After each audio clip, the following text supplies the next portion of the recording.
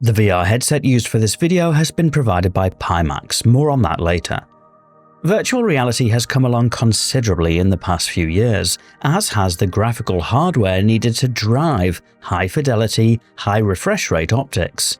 And one of the most detailed options in the market today is the Pimax Crystal Super, offering PC VR enthusiasts something intriguing. I'm Forrester, and this video will serve as a bit of a review of the Pimax Crystal Super with ultrawide and micro-OLED optical engines, and specifically aimed at Star Citizen and flight sim enthusiasts. At this point, it's important to set expectations. This review will be from the perspective of a gamer, a simmer, a layperson. I'm not a dedicated hardware reviewer, although there are some fantastic channels out there if that's what you're looking for. Moreover, this is from the perspective of somebody with limited VR experience to date, and that's simply because every headset I've tried until now has left me feeling dizzy and motion sick, and thankfully that hasn't been the case with the Crystal Super. We'll come to that shortly. Firstly, however, since this video ticked the sponsored box, it's important to explain what it means for this to be a sponsored video. Whilst no money changed hands to make this video, the headset and optical engines were provided free of charge by Pimax. That said, the content of this video is all written by me, and Pimax have no creative control over it, so all thoughts are my own. Some of the other hardware you see in this video, such as the MonsterTech MTS mounts and Virpil panel, were provided by partners, but as they're not the subject of this video, you can find more information on those on their respective articles on this channel. Additionally, the channel is enrolled in the Pimax affiliate program, which offers a small discount to those using code Forrester at checkout and gives a small commission to the channel in such instances. I know that's a lot of disclosure, but I feel it's important that you know where I'm coming from so you can decide if you think I may be biased or not. The headline feature of the Crystal Super is having a 4K display for each eye, which gives a fantastic level of detail. The headset itself needs a free power socket, a high-speed USB port, and a DisplayPort. In the box is also a set of 2 hand controllers with internal batteries and recharged by USB-C when required. As the vast majority of my usage is within a HOTAS setup in flight or space sims, I haven't really used those hand controllers enough to comment on them. The displays can be set to 90 or 72 Hz as refresh rate.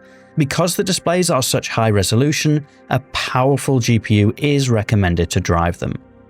The optical engine seems to be a fancy word for explaining that the actual displays can be swapped out within the headset itself, although each optical engine is sold separately. I've tested both the Ultrawide module, which offers a 140-degree field of view with QLED panels, and the micro-OLED module with a slightly narrower 116-degree field of view, but the wonderful deep blacks that OLED offers.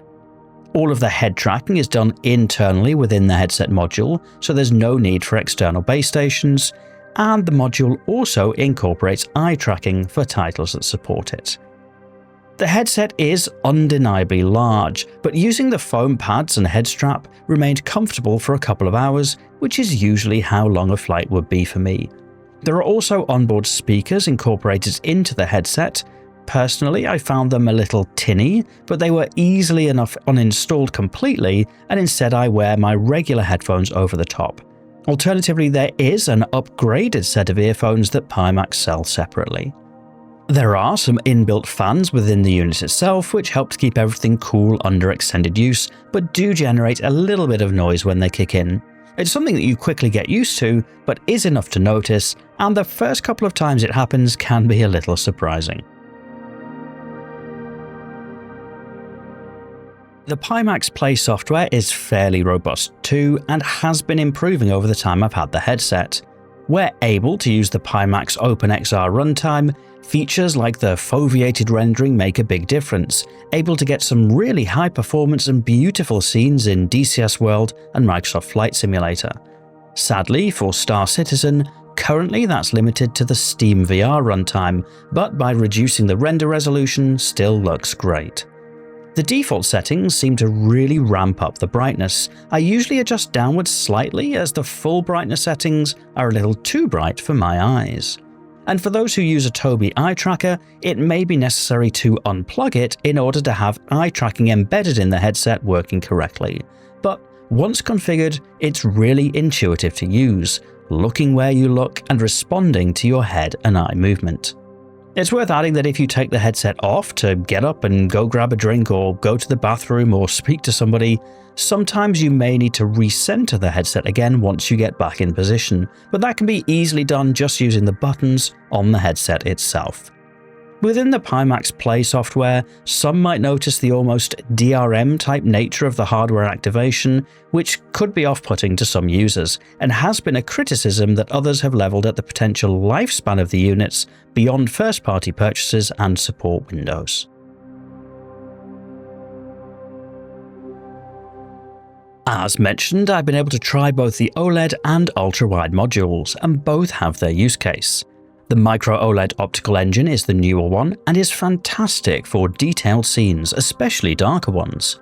I now use the OLED for Star Citizen and for night flying in flight sims. The ultra-wide, as the name would suggest, gives a broader field of view, and I find that very helpful for daytime flights in flight sims, where that extra peripheral vision is often just that bit more important than colours. At this point, it's probably also worth mentioning that it's incredibly difficult to actually show the experience of virtual reality for those who aren't familiar with it. The whole nature of 3D is almost indescribably immersive, but as this YouTube video is 2D, it's largely confined to showing flat panel gameplay instead. But I thought it important to say that the 2D representation of VR really doesn't do the experience justice. The other wondrous part of using the Crystal Super for me has been the fact that I haven't experienced any motion sickness. That has been the #1 barrier to my enjoyment of virtual reality in every other headset I've tried to date, but the Crystal Super has finally addressed that for me. I'm not sure whether it's the fidelity of the displays or the higher refresh rates, but I'm grateful to now be able to experience VR fully. It's probably worth adding that my Crystal Super is driven by an RTX 5090, so I fully appreciate that not everybody will have that horsepower available.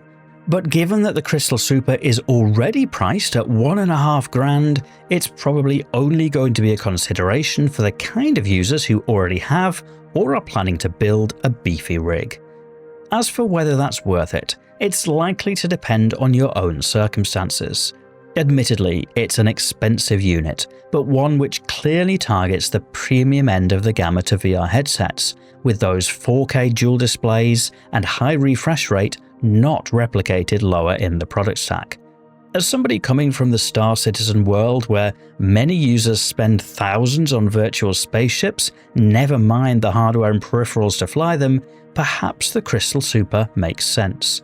But watching high-fidelity VR in Star Citizen or DCS World or Microsoft Flight Simulator is an experience unto itself, one that is very hard to describe, but one that I'm most grateful for. At the risk of going on for too long, that just about wraps up for this one.